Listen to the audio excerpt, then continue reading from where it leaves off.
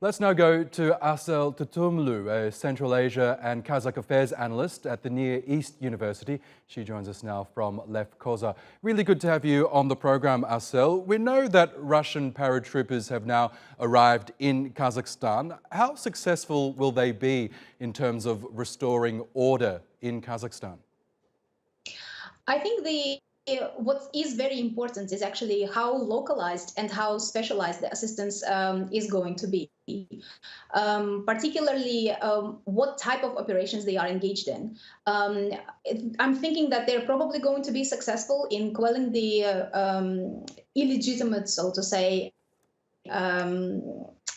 aspirations of various people who engage in violence and stealing. But all of this has to be under the very what has to happen under the very watchful eye of some kind of public activists, because in case the regular people, the innocent civilians, are going to suffer from these operations, then that may inspire a much stronger backlash from the population, and that's what I think is on everyone's mind, particularly of people of Central Asia in general.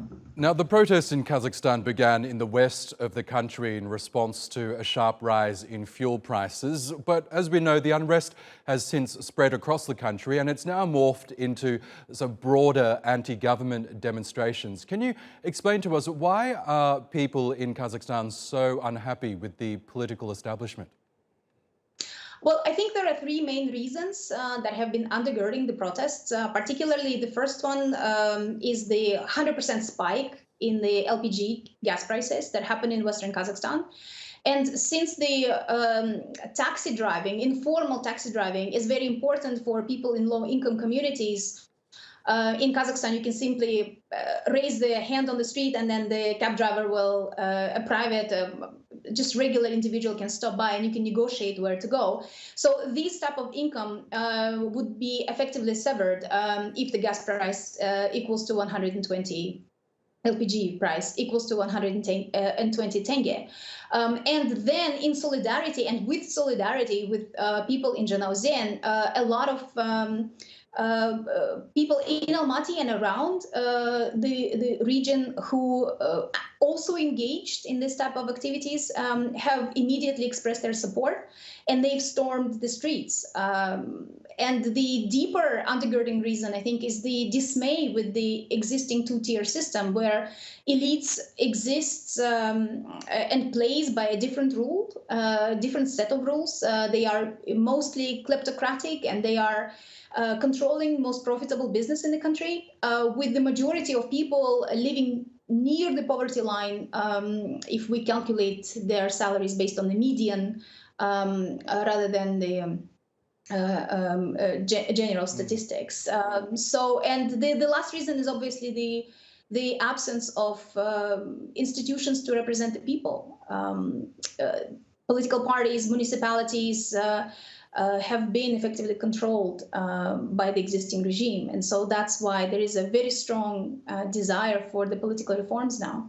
That's right, and we're hearing reports that dozens of Kazakh police as well as protesters have been killed in the unrest, also that the president's home was set alight. So the violence there seems to be intensifying, and that's despite the introduction of a new government and a new prime minister, as well as the reintroduction of those price caps on the price of fuel. Explain to us, what more are people demanding? What will it take for people to get off the streets and stop their protests?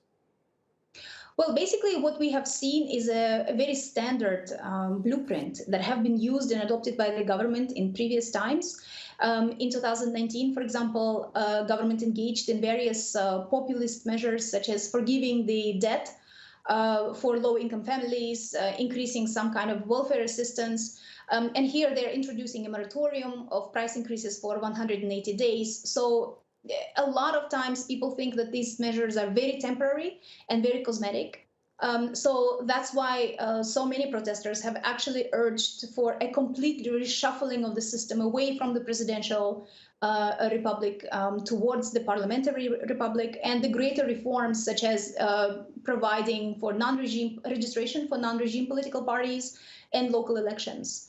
And I think these three pillars, so to say, of opposition need to be addressed if the regime actually wants to stop people protesting. Okay, Assel Tutumlu, we will have to leave it there, but it was really good to get your analysis. Thank you so much for that.